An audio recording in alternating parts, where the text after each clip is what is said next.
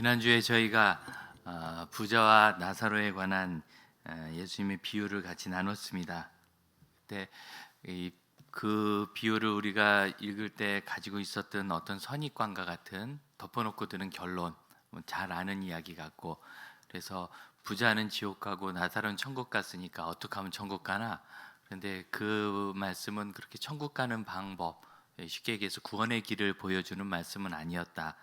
그런 것은 요한복음 3장 16절처럼 그를 믿는 자가 멸망치 않고 영생을 얻으리라 하는 이런 말씀이 보여주는 것이고, 그 말씀에는 이 세상에 있는 삶이 내세에 그대로 연결되지 않았고 세상에서 믿음의 사람도 고통을 겪을 수 있으며, 그러나 그 모든 것의 참된 의미는 결국 내세에서 결론이 지어지는 것을, 우리가 지금까지 짧은 인생을 살았듯이 앞으로 더 짧은 인생을 살고 세상을 떠나게 되고, 그러므로 누구나 소망과 위로를 예수 안에서 찾을 수 있다는 것을 말씀이 보여주고 있고, 또 이 땅에서 믿지 않는 분들이, 물론 우리 그리스도인들이 잘못한 것도 많지만 굳이 그래서 안 믿기보다는 죽은 자가 살아나도 안 믿을 거다, 안 믿으려고 하면 실제로 있잖아요. 요한복음 11장 나사로가 죽었다 살아났는데, 요한복음에 있는 유대인들은 나사로 때문에 예수님 믿는 사람 많아지니까 나사로도 죽이자, 이렇게 죽은 자가 살아나도 안 믿어요.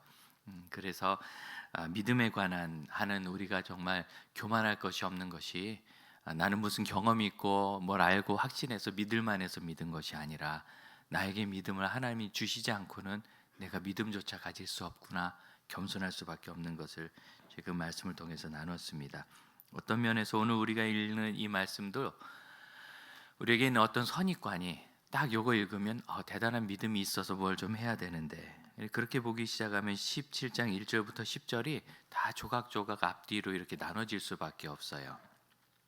특별히 1절은 실족하게 하는 일에 대해서 말합니다. 발을 헛딛다는 한자어거든요. 스강달리조라는 이 단어 자체가 원래 실수로 넘어졌다, 어디에 걸려서 굽어졌다, 엎어졌다는 뜻에서 왔다 해요. 걸려 넘어졌다는 뜻인데, 그래서 우리가 이 말을 언제 쓰느냐면 주로 교회 안에서 누가 나 때문에 실족해서 교회 안 나오면 어떡하지? 이런 두려움. 실족이 뭔가 마음이 상해서, 순회해서 편하게 얘기했는데 나는 별 뜻없이 했는데 그분은 그게 마음이 되게 불편해서 순모임 안 온다고 그러고, 순모임만 안 오면 되는데 또 교회도 안 나온다고 그러고, 뭐 옮긴다 그러고, 이런 얘기를 들을까봐, 그 사람 시험 들까봐, 뭐 실족할까봐, 이런 때 많이 이런 단어 쓰죠.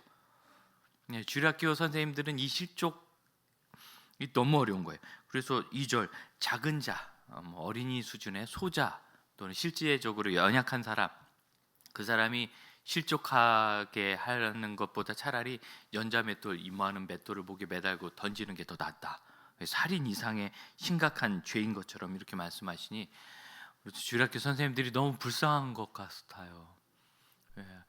주일날 오면서 내 몸 챙기기도 어렵고 바쁘고, 우리 가족 챙기기도 바쁜데 우리 반 애들까지 챙겨야 돼서, 우리 반 아이들은 또 주중에 전화하면 항상 꼭 온다고 그러잖아요. 네 선생님 갈게요. 그리고 또 안 와. 온다고 하지 말든지, 안 온다고 그러면 섭섭했겠죠. 근데 그때는 이 아이가 진짜 올 생각이었어요. 목요일날 선생님하고 통화할 때는. 그런데 토요일날 엄마가 야, 너 외갓집 가기로 했잖아. 아참, 그리고 가버린 거예요. 원래 초등학교 3학년 4학년은 목요일날이어도 토요일날 뭐 할지 몰라요. 여러분 4학년 때 스케줄러 적고 다니셨어요? 이번 주 토요일은 외갓집 갔다 몇 시에 갔다, 이런 거. 그런 거 4학년이 하나, 그냥 엄마가 가자 그러면 가고, 맞죠, 아참 뭐 이러고 가는 거죠. 좋은 거면 지가 오래 기다리겠지만. 그럼 또 이제 선생님들 생각하잖아요. 그럼 못 온다고 전화라도 해주지. 걔가 전화를 하면 집사님이지. 뭐 애들이니까 그냥 생각 없이 가는데, 근데 사실 그것이 주일학교 아이들을 실족시키는 게 아니라 나를 실족시키는 것 같아요. 막 마음이 묻혀서 난 은사가 없나 보다, 이제 안 해야 되겠다, 뭐 이런 생각하고 그런 거죠. 그래서 늘 교학교 아이들이 혹시나 이렇게 믿음이 떨어질까봐 선생님들이 그냥 조마조마하고 그렇게 살아요. 이럴 때 우리가 실족이란 단어를 사용하는데, 이 본문의 의미와는, 성경의 의미와는 좀 다릅니다. 발을 헛딛다라고 한자는 돼 있지만 이게 걸려 넘어진다는 것이 어떤 실수의 의미보다는, 뭐 실수로 야기할 수도 있어요. 죄의 문제 때문에 그가 믿음에서 떨어지는 것을 이 실족이라고 해요. 이게 중요한 거예요. 믿음에서 떨어졌다는 현상이 아니라 원인이 죄의 문제인 거예요. 죄의 문제. 고린도전서 8장에서는 이제 우리가 흔히 쓰는 실족 같은 표현이 나와요. 믿음이 강한 사람이 있어서 믿음이 연약한 사람이 그 사람 보고 실족할 수 있다. 이게 무슨 실족인가? 믿음이 강한 사람은 누구냐? 이 복음의 진리를 다 깨달아요. 그래서 이제 더 이상 이 세상에서 나의 구원을 흔들 수 없다는 것, 세상은 그럴 수 없다는 것 알고 나는 오직 믿음으로 구원받는 거 알아서 우상 제물 먹는 일에 대해서 아주 자유로워요. 그 당시 우상 제물이라는 건 그냥 그것만 먹는 게 아니라 우상에게 드리는 제사, 제례에 다 참여하고 그게 그냥 그 사람들의 일이 아니라 공동체의 일이에요. 그럼 소 한 마리 잡으면 얼마나 많이 먹겠어요? 수백 명도 먹거든요. 예. 그러니까 그렇게 큰 일이었기 때문에 거기에 참여해서 이제 그 이방신에게 제사 드리는 일을 같이 있다가 그것을 먹는 거거든요.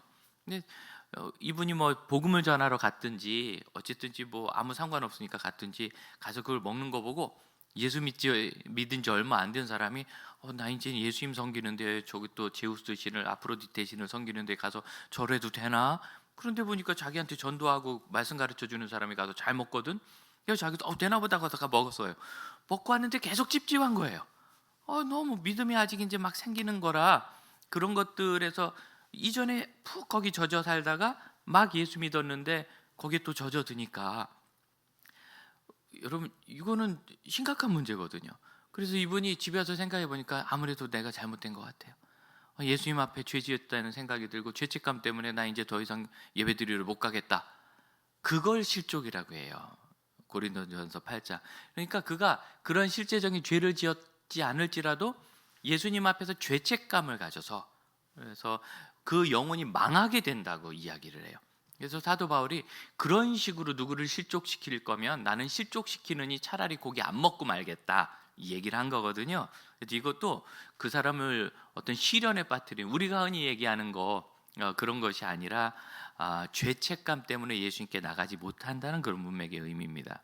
이 실조 스강달리조라는 이 단어를 제대로 아주 쉽게 보여주는 표현이 마태복음 5장에 있습니다. 29절에 만일 내 눈이 너를 범죄하게 하면 실족하게 하면 빼어버리라. 범죄하게 하는 걸 실족하게 하는 거라고 표현했어요. 다 가지고 지옥불에 던져지는 것보다 차라리 그게 낫다 이 말씀이거든요. 그럼 여러분 보세요. 눈이 나를 실족하게 했다. 눈이 나를 실망시킨 거예요? 눈이 나를 상처시켰어요? 내 눈은 왜 이렇게 생겼을까? 막 이렇게 해서 빼버려요?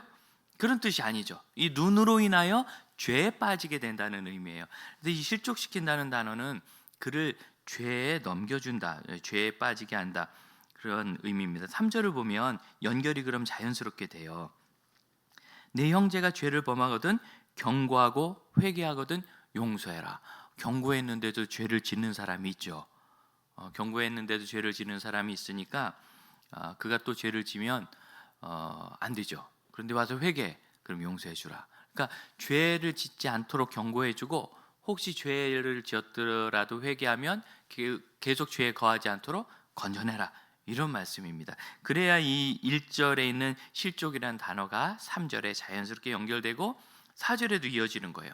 심지어 그 사람이 너에게 이게 어떤 다른 죄가 아니라 나한테 하루에 7번이라도 죄를 짓고 7번 회개하면 받아주어라. 7번 죄를 짓는 건 대단한 부지런함 같아요. 대충 10시간 잡고 10시간 동안 죄를 7번 지려면 1시간 반에 한 번씩 죄를 짓고 회개해야 되는데 그다음에 이제 죄를 지었어요. 아침 6시에 죄를 짓고서 오후 4시까지 7번 해야 되니까 6시에 죄를 짓고 7시쯤에 제가 잘못했다 생각해서 잘못했어요. 그리고 부지런히 가서 7시 반에 또 져야 돼요. 그래 10번을 채우는 거예요. 그러니까 비유지만 굉장히 과장의 말씀이고 그 정도로 이렇게 용서해 줘라 그렇게 이야기를 하죠. 그래서 우리 주일학교 선생님들은 어떻습니까? 우리 아이들이 교회 와서 있는데 이제 예배 시간에 예배를 방해하고 설교를 방해하고 막 그래요. 그러면 내가 그러지 마 그랬다가 얘가 화가 나서 나 교회 안 나와 이럴까봐 꼼짝 못하고 말도 못하고 막 그런 거 뭐 교회에서 성도 한 분이 뭔가를 섬긴단 말이죠. 예를 들어서 1층에서 안내를 해. 굉장히 부지런히 섬기는 거예요. 근데 열심히 너무 넘쳐가지고 무조건 끌고 들어가서 화장실 가는 사람도 붙잡아서 예배드리라고 막 끌고 내려가고, 그래서 사람들이 너무 이렇게 한다, 이렇게 불평하는 사람이 생길 수 있잖아요. 그러면은 조금 자제하시도록 해야 되겠다, 그 얘기를 못 하는 거예요. 왜? 그 사람 마음 상할까 봐. 저는 마음 상할까 봐 얘기 못 한다는 그 말이 좀, 그런 마음이 좋지 않아요. 저는 이렇게 얘기해요. 그분 마음 안 상해요. 그 정도 하시는 분이에요. 예, 마음 그 정도는 넓어요. 눈을 다 내리까시는 이유는 뭡니까? 예, 그 정도는 다 받아들일 만하세요. 그 정도 성숙은 하셨어요. 말을 좀 이상하게 하면 마음 상할 수 있죠. 아이, 그런 식으로 하지 마, 이러면 마음 상할 수 있겠지만, 그러지 않고, 야, 열심히 있어서 정말 좋습니다. 그런데 어떤 사람은 화장실 가는데 화장실 가는 사람은 화장실 보내주세요, 이렇게 얘기하는 것 같고 마음 상할 사람은 아니에요. 그런 분 아니에요. 너무 다른 분을 잘 못 믿는 것 같아요. 우리가 공동체를 신뢰해야 되는데, 이 신뢰하는 거, 공동체 신뢰하는 거 중요하거든요. 교회학교 아이들도 그래요. 우리가 교회학교 아이들에게 잘해주는 이유가 뭐죠? 잘해줘서, 교만해서, 내가 여기 좀 대장이구나, 내 마음대로 막 해, 그런 아이들 만들려고요. 어린이들하고 저하고는 잘 보통 지냅니다. 제가 허용이 많은 목사 중에 하나인데, 딱 늘 두 가지를 강조해요. 하나는 예배 방해하고 설교 방해하면 안 된다. 왜? 예배는 목사님한테 하는 것도 아니고 전도사님 선생님한테 하는 것도 아니고, 예배는 하나님께 드리는 거다. 그러니까 하나님께 드리는 예배를 방해하면 네가 하나님을 방해하고 하나님을 무시하는 거다. 예, 만일 누가 네 밥 도시락에다가 모래를 뿌렸다. 그럼 밥을 방해한 거냐, 너를 방해한 거냐? 밥을 무시한 거냐, 너를 무시한 거냐? 내 밥에 모래를 뿌렸으면 나를 무시한 거죠. 내가 예배를 방해하면 그것은 하나님을 무시하는 거다. 하나님께 드리는 것. 여러분, 하나님을 무시하는 아이가 이 세상에서 잘 될 길을 찾아보시겠어요? 우리는 아이들에게 하나님 경외하는 걸 가르쳐야 돼요. 아이들에게 잘해주는 이유는 하나님 경외하는 것을 가르쳐 주기 위해서 잘하는 거예요. 오늘도 저는 실천해서, 어제 우리 청년들이 저 먹으라고 과자를 이만큼 주는 걸 제가 다 받아왔어요. 그걸 다 먹으면 이제 당뇨병 걸리는 거죠. 단 과자를 다 받아와가지고 오늘 아침에 4살짜리한테 한 봉지를 딱 줬어요. 이걸 이제 전문 용어로 뇌물이라고 하죠. 잘 봐주라. 왜? 제가 앞으로 잔소리 할 거거든요. 언젠가.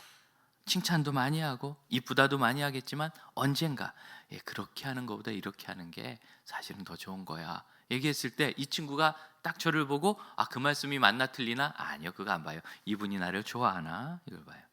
나를 좋아하나? 나에게 잘해주시는 분인가? 친절한가? 그럼 나 좋으라고 하는 얘기 맞네. 나 미워하고 무시해서 하는 얘기는 아니네. 그래서 우리가 잘해주는 거예요. 하나님 앞에 하나님을 경외하는 사람으로 서야 돼요. 또한 그 일을 위해서 두 번째로 중요한 것은 주일학교 선생님들을 존중할 줄 알아야 돼요. 가만 생각해 보세요. 우리 선생님들 월급 하나 안 받고, 어느 새신자가 저한테 와서 이 교회는 교사들이 많던데 월급은 어떻게 주나요? 라고 물어본 적이 있어요.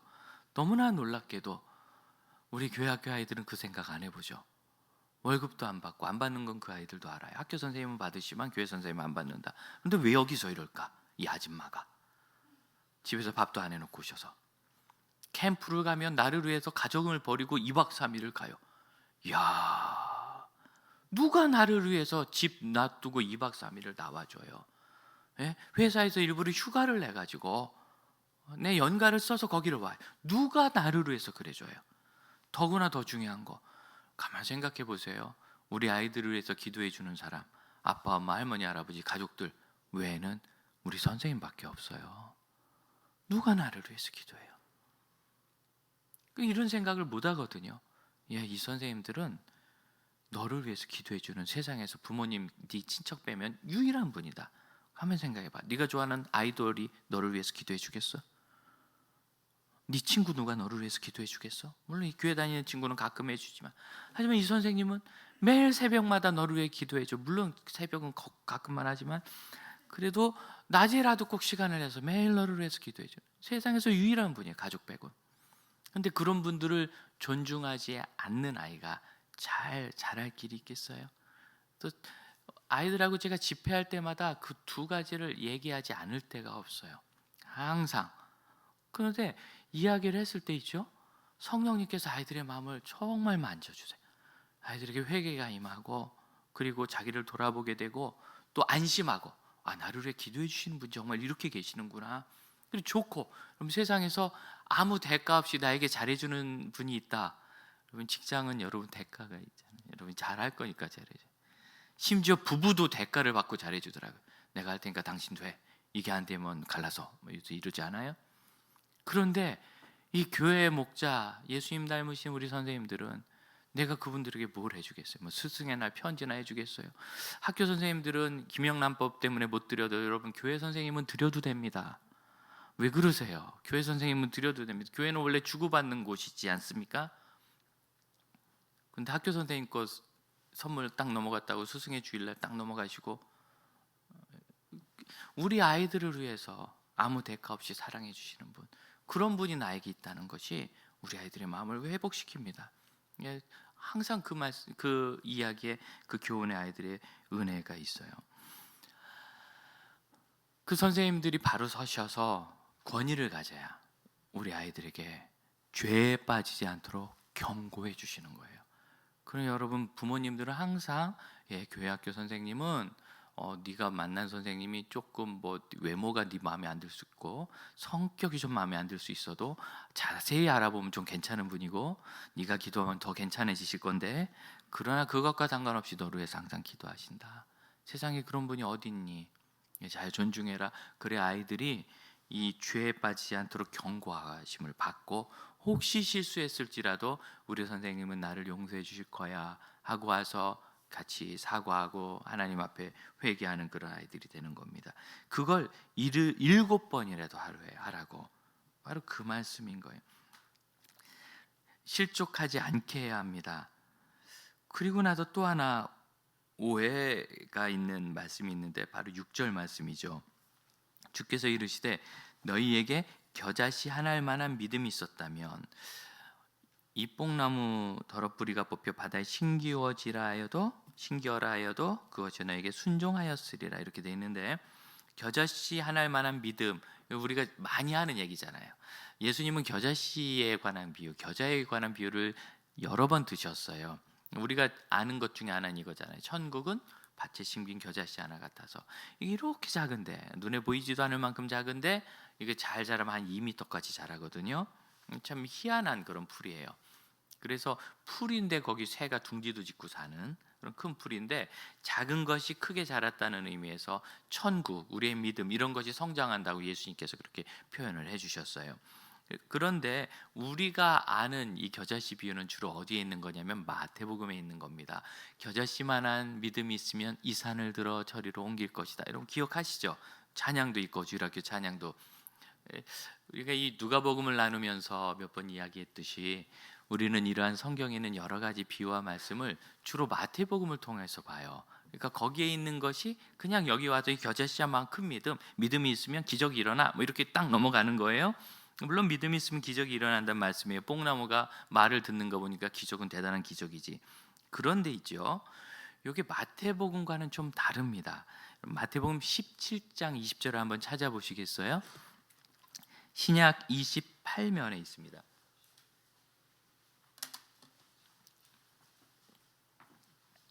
14절부터 나오는데 아주 유명한 이야기죠. 예수님께서 어느 날 오셨는데 제자들이 어떤 사람과 막 다투고 있어요. 변론이 일어났어요. 뭐 가지고 변론을 하나 봤더니 이 사람의 아이들이 심하게 악한 영에 사로잡혀서 발작을 하는 거죠. 그런데 제자들이 쫓아내지 못했어요. 이 이야기가 마가복음에는 아주 이렇게 길게 자세히 나옵니다. 그래서 예수님께서 묻습니다. 왜 변론하느냐? 그 아이를 데려와 봐라.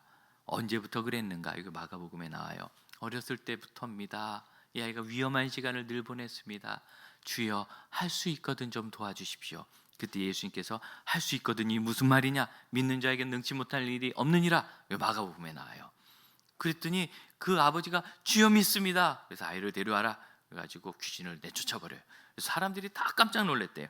깜짝 놀래고 난 다음에 제자들이 묻어요. 17장 19절. 주님, 왜 우리는 못했지요? 20절 같이 읽어볼까요? 시작. 너희 믿음이 작은 까닭이니라. 진실로 너에게 이르노니 만일 너에게 믿음이 겨자씨 한 알만큼만 있어도 이 산을 명하여 여기서 저기로 옮겨지라 하면 옮겨질 것이요 또 너희가 못할 것이 없으리라. 이 능력에 관한 말씀이거든요. 그러니까 여기서 이 겨자씨 한 알만한 믿음, 요게 누가복음과 완전히 단어가 다 똑같아요. 구성도 똑같고 믿음인데 겨자씨 한 알만큼에 이렇게 돼 있어요. 완전히 똑같은 단어인데 쓰인 것은 좀 달라요. 여기서는 큰 산을 저리로 옮긴대요. 큰 산을 옮겼어요. 뭐죠? 못할 일, 우리 능력으로 할 수 없는 일, 제자들의 능력으로 할 수 없는 그 악한 영을 내쫓는 일, 이런 일을 할 수 있대요. 너희가 못할 일이 없을 것이다. 이것은 믿음으로 한 놀라운 능력과 기적에 대한 말씀인 거 맞습니다. 그런데 가만히 보세요. 만일 이렇게 가정법을 쓰고 있죠.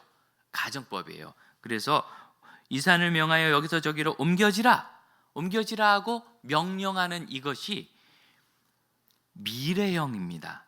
언제 말하느냐? 앞으로. 가정이니까 그러잖아요. 그러니까 겨자씨만한 믿음이 있으면 앞으로 이 산더러 저기로 옮겨지라 하면 그 산이 앞으로 옮겨질 것이다. 다 미래형 동사를 사용해요. 가정이니까. 그런데 있죠? 누가복음으로 한번 넘어가 보세요. 누가복음 17장 6절에 있는 이 말씀, 만일이라는 가정법이 아니에요. 자, 가정법 비슷한 말이 하나 나오죠. 겨자씨 한 알만한 믿음이 있었더라면, 이 이야기는 가정하는 것이 아니라 있어야 되는데 없었다는 뜻이에요. 그때 내가 그 사람 알았더라면, 몰랐네, 이 뜻이죠. 지나간 과거예요. 과거형이고. 자, 그 다음에 심결하였을 것이요, 과거형으로 적혀 있죠. 이게 부정과거라해서 옛날에 다 정리된 일을 말하는 시제입니다. 목사님 글자 한자 갖고 왜 그러세요? 그러시는 표정인데, 그러면 헬라어에서는 이게 굉장히 중요합니다. 현재형인가 과거형인가 미래형인가. 특히 미래형과 과거형은 그 의미 자체가 완전히 달라져요. 그래서 여기 이야기는 뭐냐면, 옛날에 너희가 겨자씨만한 한 알만한 믿음이 있었어야 돼요. 있었더라면. 근데 없었어. 그래서 이 뽕나무더러 저리로 옮겨지라 했을 건데, 그러면 그 뽕나무가 순종하였을 건데, 이해되죠? 이 뽕나무가 뽑혀 바다에 심규라 그랬더니 그것이 너에게 순종하였을 것이다. 과거형으로 다 돼 있어요. 그럼 이 뽕나무가 뭐냐? 물론 상징이죠. 상징. 산은 그들이 못할 만한 크고 위험하고 중한 일일 겁니다. 능력 붙이는 일. 뽕나무는 캐면 캐집니다. 대단하게 어려운 일은 아니에요. 지금 뽕나무가 저절로 갔다는 것에 너무 놀라시는데, 그것 말고 뽕나무를 옮기는 일은 기도 안 하고 믿음 없어도 삽질만 잘하면 돼요. 그죠? 그런데 왜 뽕나무가 옮겨지지 않는가? 이제 드디어 그 뽕나무 옮겨지는 것이 무엇인지 7절 이하에서 만나요. 계속해서 주님께서 말씀하십니다. 어떤 사람이 종인데 하루 종일 일을 하고 저녁에 왔더니 주인이 수고했다, 내 밥 차려놨으니까 먹어라. 그럴 주인이 어디 있느냐? 왔냐? 빨리 밥 차려라, 나 배고프다. 하루 종일 일했으니까 피곤하고 배는 이 종이 더 고파도 종이라 주인 밥상 다 차려놓고 옆에서 수발 들어요. 이제 나 다 먹었다, 이제 너 먹어. 8시는 되겠죠? 그제서야 밥 먹고 피곤한데 다음날 아침 또 일찍 일어나서 또 음식을 차려야 돼요. 이게 피곤한 종살이죠. 여러분, 지금은 그렇게 하면 안 됩니다. 노동법 위반이라서. 하지만 이 시대는 노예 제도가 있을 때잖아요. 로마 시대. 우리나라도 옛날 아닙니다. 불과 100몇십 년 전, 갑오개혁 이전까지 우리나라 노예가 있었어요. 종이. 한동안 우리나라 전체 인구의 10%가 넘는 사람들이 종이었어요. 10명에 1명이 종이었어요. 로마는 더 심해요. 로마 도시 내에서는 10명에 1명이 아니라 20명에 19명이 종이었습니다. 노예에 기부한 화려한 타락한 사회가 로마였어요. 로마의 노예가 어떤 건지 다 알아요. 자기 동네에도 노예가 있어요. 종들이. 당연해요. 종이 그렇게 했다고 주인이 고맙다, 이렇게 해줬구나, 그럴 주인도 없어요. 당연해요. 10절입니다. 이와 같이 너희도 명령받은 것을 다 한 다음에는 제가 잘했죠? 내가 이거 했으니까 이제 이거 해주세요? 그럴 게 아니라, 저는 정말 무익하고 도움될 게 없고 하나님이 직접 하시면 다 하는 건데 저에게 맡겨주셔서 감사합니다, 할 일을 한 것뿐입니다 라고 말하는 것이 당연하다. 이제 이 뽕나무 아시죠? 이 뽕나무는 나 자신입니다.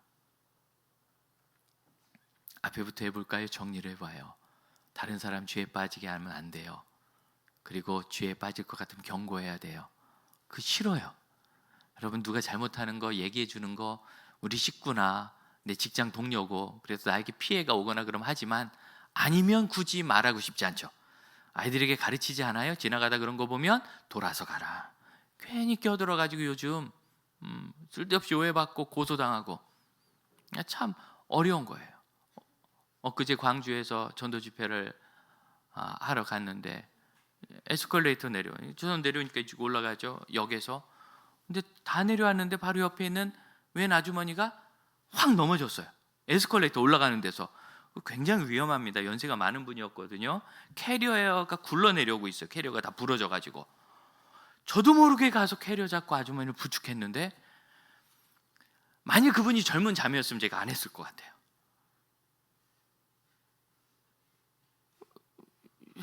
저 목사라요, 그런 것에 구설수 생기면 되게 힘들어요. 그거야말로 스kan달이에요. 어렵지 않습니까? 그런데 사실 해야죠. 도와드려야죠. 도와드려야 맞는 건데 어려웠을 것 같아요. 근데 이분은 누구도 오해하지 않을 만큼 정말 아주머니셨어요. 그래서 아주 안심하고 가서 잘 잡아드리고 진짜 다치지 않고 크게 넘어지셨어요. 그만큼 참 이 시대에 그런 거 어렵지 않아요. 그런데 그런 위기에 처한 걸 도와주는 게 아니라 죄를 짓고 있는 것을 막아주라는 얘기입니다. 야, 이건 진짜 쉽지 않은 얘기예요. 더 답답한 건 이거예요. 그 사람이 심지어 그 죄를 저에게 지어요. 하지 말라 그랬는데 죄를 지었어요. 그러더니 후회했나 봐. 내가 미안해 하고 와서 회개해. 그래도 또 져. 그것도 하루에 7번. 그걸 용서해 주라고? 이건 못하죠.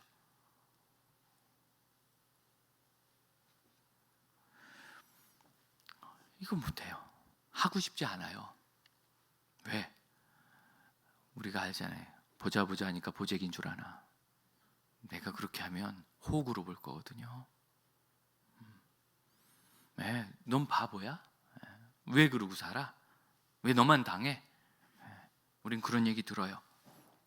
그래서 그러고 싶지 않아요. 사도들이 얘기합니다. 주여 우리에게 믿음을 도와소서. 믿음이 없어서 내가 그걸 못하는데, 나 정말 그걸 해야 되는데 그 용서를 못하는구나, 이런 그 마음 아니에요. 하고 싶지 않은 거예요. 할 생각도 없어요. 제가 그거 하게 하려면 저를 근본부터 바꾸셔야 될 거예요. 주님, 믿음 주세요. 제가 할 수 있게. 그럼 여러분 생각해 보세요. 만약 우리가 너무너무 그게 하고 싶어요. 정말 그렇게 용서하고 그렇게 도와주고 좋은 인도자가 되고 싶은데 내가 믿음이 부족해서 잘 못해. 주님, 저에게 믿음을 주세요. 그럼 주님이 그래, 정말 줄게. 우리 같이 기도하자. 이러셔야 되는 거 아니에요? 그래서 마가복음에는 뭐라고 얘기하느냐면, 주님, 저희는 왜 그 악한 영을 못 쫓아냈어요? 예수님께서 기도 외에는 이런 유가 나갈 수 없느니라. 그러니까 겨제씨만한 믿음이 있으면 산을 옮기는 것, 귀신을 쫓아내는 것, 그것이 기도하는 거예요. 당연히 기도하자, 예수님 그러신 거예요. 그런 능력 있는 믿음의 제자들이 되고 사역자들이 되도록 기도하자. 근데 본문에서는 그러지 않아요. 벌써 했겠다. 벌써 너희가 그런 믿음이 있으면 나를 바꿨겠죠. 이거 유쾌한 일이 아닙니다. 우리 믿음 있으면 다 좋다. 큰 믿음 갖고 싶어요. 여러분, 그 믿음으로 하루에 7번 회개하는 놈을 받아줘야 합니다. 갖고 싶으세요, 그 믿음? 그럼 예수님의 이 비유는 너무너무 차갑고 냉소적인 말씀이에요. 물론 주님이 그렇게 냉소적으로 하진 않으셨겠지만 야단치신 거예요. 잘 읽어보세요. 너희가 겨자씨 하나만큼만 있어도 그 뽕나무 벌써 뽑아서 바다에 던져버렸겠다. 근데 뽕나무 뽑을 생각이 없어요. 능력이 없는 것도 아니고 믿음이 없는 것도 아니고 그러고 싶지 않은 거예요. 나만 바보 되거든요. 더 웃긴 건 종이라는데, 주의 종이라는데 이제는 예수님이 막 큰 세력을 얻어가거든요. 그러니까 이제 서로 생각이 달라져요. 야, 천국에서 누가 제일 큰 줄 알아? 왜 창피한지도 모르고요. 예수님께 쫓아와서 물어봐요. 주님, 천국에서 누가 제일 큽니까? 창피한지도 몰라요. 이런 짓을 요새 목사들이 하죠. 우리 성도들, 착한 성도들이 하나님 존중하고 하나님 사랑해서 목사님 잘해주고 그러니까 자기가 무슨 대단한 존재인 줄 알아서, 진짜 웃긴 표현이 있어요. 종님. 종은 그냥 종이라고 하면 돼요. 주의 종. 근데 종님이래. 굳이 뭘 붙이겠다면 놈을 붙이는 거예요. 종놈.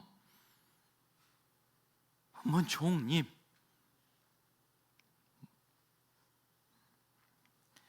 제가 20대 전도사 할 때 제가 성기등 교회 담임 목사님께서 홍 전도사 나를 위해 기도해줘. 깜짝 놀랐어요. 왜요 목사님? 얼마 전에 아프셨었는데 또 조짐이 안 좋으세요? 아니 그건 괜찮은데 내가 있지. 옛날엔 안 그랬는데 내가 있지. 지금 나이가 되니까 무슨 노회장, 무슨 협의회장, 무슨 장 이게 막 좋아. 그러면 안 되잖아. 목사가 나를 위해 기도해줘. 제가 그 얘기를 듣고 절망했어요. 왜냐하면 그 목사님은 그런 분이 원래 아니셨어요. 그 목사님은 정말 앞에 나가지 않으시고, 교회는 그 지역에서 아주 큰 교회라 얼마든지 하실 수 있었는데 하시지 않으시고, 그저 성도들과 같이 계시고 성도들과 같이 기도하는 거 좋아하시고, 물론 밖에 가서 강의도 하시고 집회도 하시고 인천신학교에서 강의도 하셨지만 그냥 그거 딱 강의하고 그냥 오시지 무슨 세력을 만들거나 그러지 않으세요. 그런데 이런 분이, 그분이 그때 딱 지금 제 나이였어요. 이 나이가 되었더니 야 무슨 장, 날 좀 무시하나? 나도 좀 존중받고 싶어? 이런 생각이 들더라는 말씀에 제가 절망했어요. 제가 딱 한 번 목사 되기 싫었던 때가 있었는데 그때였어요. 이런 목사님도 그러시다면 나도 그럴 거 아니야. 세상에 안 그럴 목사가 아무도 없겠어요. 이분도 그러시다면. 지난 9월에 우리 교단 총회가 있을 때 제가 아직 그럴 어떤 순번이 아닌데, 이게 원래 순번이거든요. 시니어가 되면 하는 일인데 저한테 총회 갔다 오라고 그래서 노예 대표하는 목사들 중에 하나로 참여를 했습니다. 신분을 가는 거니까 땡땡이 안 치고 전 시간을 다 채워서 열심히 참여했습니다. 그랬더니 우리 교회가 그래도 요새 주목을 좀 받잖아요. 여기저기서 당겨요. 목사님 나랑 이거 좀 합시다. 목사님 내년에도 이걸 해야 됩니다. 3년 뒤엔 이렇게 되십시오. 아니라고 손을 흔들어도 막, 심지어 와가지고 이제 드디어 왔군요. 올 줄 알았어요. 이제 왔으니까 나한테 이렇게 해주면 내가 이렇게 밀어줄게. 저는 미는 건 절벽에서 미는 거 말고 잘 모릅니다. 고장난 차 미는 거 2개. 뭘 밀어요 밀기는. 여러분이 저를 위해서 기도 많이 해주신 것 같아요. 그래서 제가 그런 얘기 들었는데 눈꽃만큼도 좋지 않고 화가 나고 속상했어요. 목사들이 여기서 뭐 하는 짓인가? 영혼 하나 구원하지 못할 이 짓을 여기서 왜 하고 있는가? 맡겨주신 일 거기서 그냥 하고 나머지는 교회에 가서 목회를 해야지. 목사들이 이게 뭐 하는 건가? 여러분이 저를 위해서 기도 많이 해주신 것 같아요. 제가 죄에 빠지지 않도록 경고해야 합니다. 어느 날 제가 무슨 높아지는 자리, 명예 이런 거에 마음이 쓰이는 것 같으면 저에게 오셔서 경고해야 합니다. 혹시 제가 그렇게 빠졌다가 돌아오면 용서도 해주셔야 합니다. 같이 가는 거거든요. 그러나 지금은 여러분이 저를 위해서 그렇게 기도 많이 해주신 것 같아요. 하나도 좋지 않고 이번 반년 이제 노예 심부름을 하는데 어떻게 하면 이건 빨리 그만둘 수 있을까? 한숨을 쉬면서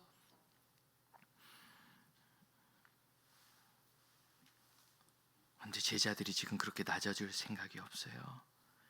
여러분 이놈의 뽕나무는 나 자신입니다. 변할 생각이 없거든요. 용서 좋지요. 그렇지만 나 바보 되는 거 아니에요. 이 뽕나무는 뭘 먹고 사느냐? 세상의 철학을 먹고 삽니다. 자연인인 나거든요. 그래서 세상의 철학을 먹어요. 너 그럼 너만 바보 돼. 너 보자기인 줄 알아. 너 멍청이야? 왜 그걸 뺏겨? 뺏기면 안 되죠. 내 건데. 내 권리니까 찾으세요. 하지만 분노하는 것과는 다른 거예요. 그런데 성경이 뭐라고 얘기하느냐? 야고보서가 분을 내어도 죄를 짓지 말며. 우리는 분이 죄인 줄 아는데 분을 내도 죄를 짓지 말래요. 어떻게 그럴 수 있지? 방법이 그 다음에 나와요. 해가 지도록 분을 품지 말라. 그러니까 해가 지도록 분을 품지 않으면 죄는 아니에요. 뭐가 죄냐? 해가 지도록. 그 일이 다 끝났는데도 마음에 딱 새겨두고 봐라. 내가 뼈에 새겼어. 막 이러면서 앞으로 어떻게 되나 볼 거야. 막 이렇게 마음에 새기고 용서하고 싶은 생각이 없는 거죠. 이런 못된 세상 철학을 누가? 거짓 선지자들이 여러분에게 지금까지 가르쳤어요. 뭔가 좀 대단한 목사님이라는 분들, 부흥사라는 분들, 무슨 기도원 원장이라는 분들, 그분들이 자기 카리스마를 세우고 싶거든요. 권위를. 왜? 그래야 나한테 와서 항의를 못하지. 꽉 찍어 누르고 이단 교주처럼 하고 싶어요? 그래서 뭐라고 그래요? 누가 나한테 되게 잘못을 했대. 나에 대해서 비방을 하고 비난을 하고 나한테 싸웠대. 그래서 내가 하나님 저 사람 용서하지 마세요. 막 이러고 그리고 저주하고 그다음에 나한테 와서 무릎 꿇고 사과하게 해주세요. 이렇게 했더니 어느 날 마트에 가서 만났는데 마트에서 무릎 꿇고 나한테 사과했다. 이런 놀라운 이야기를 해줄 때 우와 저렇게 하는 거구나. 다만 성경 어디 그런 말씀이 있어요? 해가 지도록 분을 품지 말고. 무시당하면 당연히 분이 나죠. 그게 건강한 겁니다.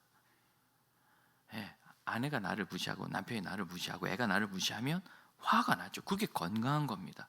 문제는 그 일이 다 지나도록 품고 가는 거예요. 해가 지도록. 그럼 그렇게 하지 말라는 겁니다. 그렇게 하지 말라. 그런데 그렇게 하기 싫어요. 왜? 세상 철학은 야 그럼 너 바보 돼. 단단히 새겨놔. 그런 일 당하지 마. 갚아줘. 이 뽕나무가 그걸 먹고 살아요. 근데 주님이 뭐라고 하세요? 뽕나무 잘 키워라 안 하시죠? 뽑아서 어디? 바다에 심겨라. 뽕나무를 바다에 심으면 죽는 역사가 일어납니다, 여러분. 뽕나무는 바다에서 못 삽니다. 미역도 아니고 이게. 죽고 그냥 맙니까? 파도에 쓸려 나가서 흔적도 없어집니다. 우리는 성경이 아니고 세상이 얘기하는 모든 헛된 철학과 가치, 하나님 말씀과 다른 것을 내 마음에 품어서는 안 됩니다. 예수께서 뭐라고 하시느냐면 누구든지 나를 따라오거든 자기를 부인하고 자기 십자가를 지고, 여러분 십자가를 지면 죽어요. 그래서 사도 바울은 그 말씀을 적용하여 나는 날마다 죽노라 말했고, 죽어 흔적도 없이 그 바다에 사라져버리면 드디어 하나님이 원하시는 예수 닮은 나, 성령의 9열매가 맺힌 나, 하나님 기뻐하신 나로 성장의 길이 열리는 거예요. 진즉에 그 뽕나무를 뽑아버렸어야 되는데 알량한 자존심 갖고 서로 티격태격하니까, 그래봐야 예수님 12제자인데 이제 예수님이 좀 세력을 얻는 것 같으니까 야 12보좌를 다스리게 하셨는데 그럼 누가 더 큰 보좌인가? 망한 거예요. 그리고 지금 이 말씀을 들으면서도 자기 마음을 바꾸고 싶지 않아요. 핑계대요. 저는 믿음 없어서 못해요. 제 마음을 바꿔주세요. 여러분, 이런 기도는 하는 게 아닙니다. 여러분, 마음을 바꿀 때 어떻게 바뀌죠? 죽도록 고생하고 아프고 병들고 망하고, 그래가지고 막 더 갈 데가 없이 바닥 처박히면 이제 마음을 좀 바꿔야 되나. 그래서 좋은 일이 생겨서 마음 바뀌는 사람 없어요. 좋은 일 잡고 있으면 마음 바뀔 것 같지만 좋은 일로 더 좋은 마음이 되는 사람은 이미 마음이 바뀐 사람이에요. 나는 그럴 생각이 없으니까 핑계는 성령님한테 대고, 성령님 제 마음을 바꿔주세요. 나는 내가 아는 대로 세상 철학대로 뽕나무 그대로 살겠습니다. 이러면 우리는 아무런 일도 못 이룹니다. 제자들이 구하긴 제대로 구했어요. 믿음을 주세요. 믿음이 있어야죠. 그럼 믿음이 뭐죠? 겨짓씨만한 그 믿음이 뭐죠? 언제든지 예수 그리스도를 믿는 겁니다. 언제든지 하나님께서 나의 모든 일을 아시고 인도하시고 성령님께서 함께 하시고, 그리고 혹시나 내가 나사로처럼 그렇게 슬픈 생애를 살았어도 천국에서 그것이, 우리의 영혼은 연속성이 있지만 우리의 현세는 천국까지 연속성이 없어요. 연결되지 않고 주님이 씻어주신다는 것을 믿는 거예요. 그 믿음이 겨자씨만큼 있으면 이까지 뽕나무 버려요. 네, 제자들은 그 일에 성공했습니다. 그래서 그들이 교회의 인도자들이 된 거 아닙니까? 그 일에 실패한 한 제자는 마지막 기회까지도 버려버리고 목매달아 죽어버렸어요. 잘못된 것을 알았으면 회개해야죠. 목매달 게 아니라. 가룟 유다가 회개하고 사도로 회복됐다면 여러분 어마어마한 사도행전 2가 실리는 거예요. 사도행전 하.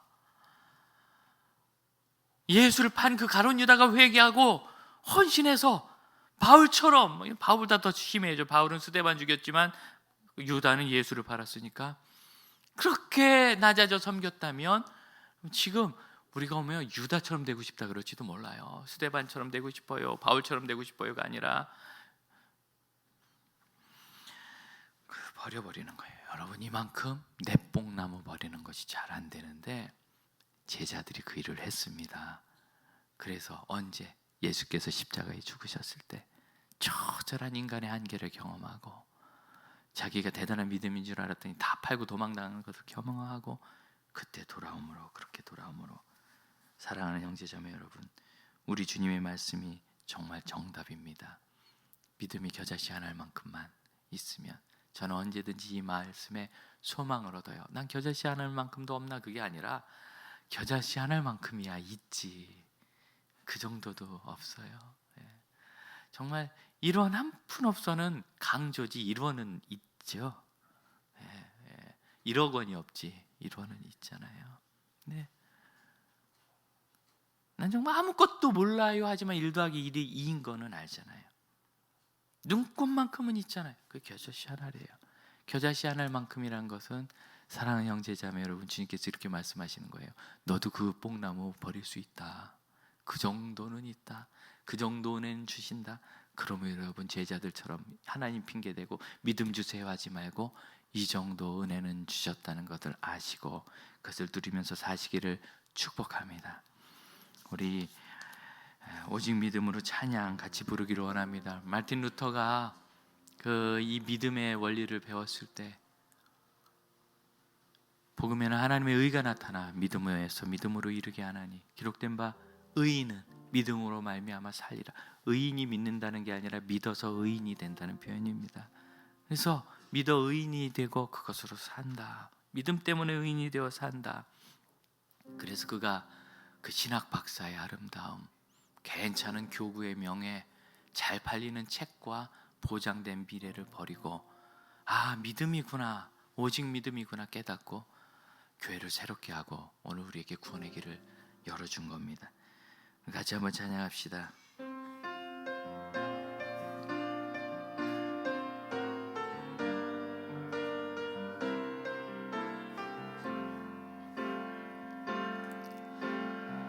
세상은 들리고 사람들은 변하여도 나는 주를 섬기리. 주님의 사랑은 영원히 변하지 않네. 나는 주를 신뢰해. 오직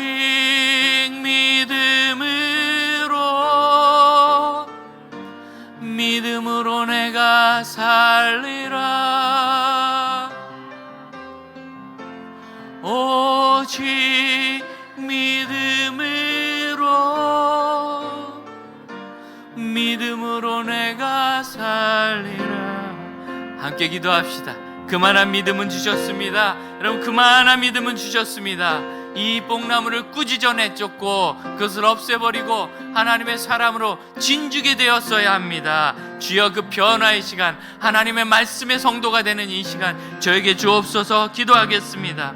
하나님, 말씀으로 사는 성도, 말씀으로 사는 성도, 이 세상의 철학과 가치를 버리고 멀리하고 그로 인한 내 자연인 옛사람 육신의 유혹을 버리고 오직 하나님의 뜻과 교훈과 말씀을 따라가는 참 믿음의 사람이 되게 하여 주옵소서. 교만을 버리게 하여 주옵소서.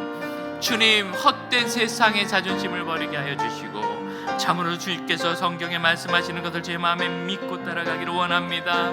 하나님께서 저희를 그렇게 기억하시고 내가 너를 낳았도다, 내가 너를 낳았도다 하시는 그 말씀으로 인하여 우리는 더 이상 이 땅에 속한 자가 아니며 하나님 나라에 속하였으며 여기에서 죽음과 멸망과 죄로 돌아가는 것이 아니라 그 강을 건너 영원한 주님 품에 눈뜨게 되는 것을 믿게 하여 주시고 그로 인하여 변화하게 하옵소서.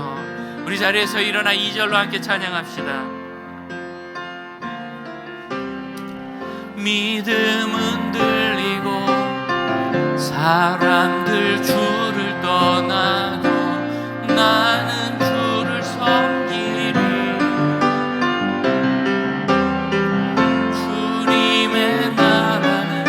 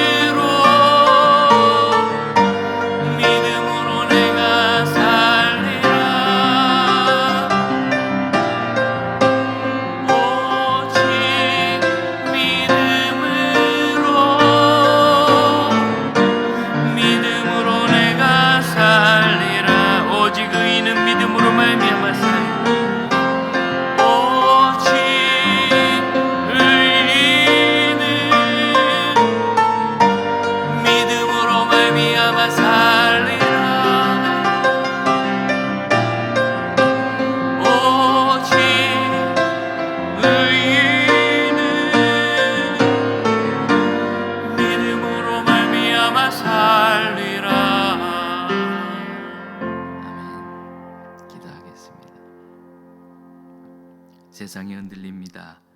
사람들 변하고 믿음을 떠나며 그들에게 정말 믿음이 있었던가 두려워하고 의심할 만한 생계입니다. 주님, 그러한 때 저희가 세상의 가르침과 철학과 방식으로 죄의 삶을 어둠 가운데 두지 말게 하시옵고 오직 살았고 항상 있는 생명력 있는 주의 말씀이 저희에게 교훈이 되사 그 말씀을 따라 우리 자신을 바꾸는 일에 항상 부지런하며 긍정적이게 하여 주옵소서. 예수 따르고자 말은 많이 하지만 그러겠다고 믿음 달라고 이야기는 하지만 진실로 그렇게 되는 제자의 길을 정말 가려고 하는 제자들이 적습니다. 주여, 종이 그런 사람 되게 하시며 우리 믿음의 형제자매들이 그런 삶을 주 안에서 살게 하옵소서. 지금은 우리 주 예수 그리스도의 은혜와 하나님의 크신 사랑과 성령의 역사하심이 믿음으로 예수 닮는 형제 자매들에게 이제로부터 영원토록 함께 하실지어다. 아멘.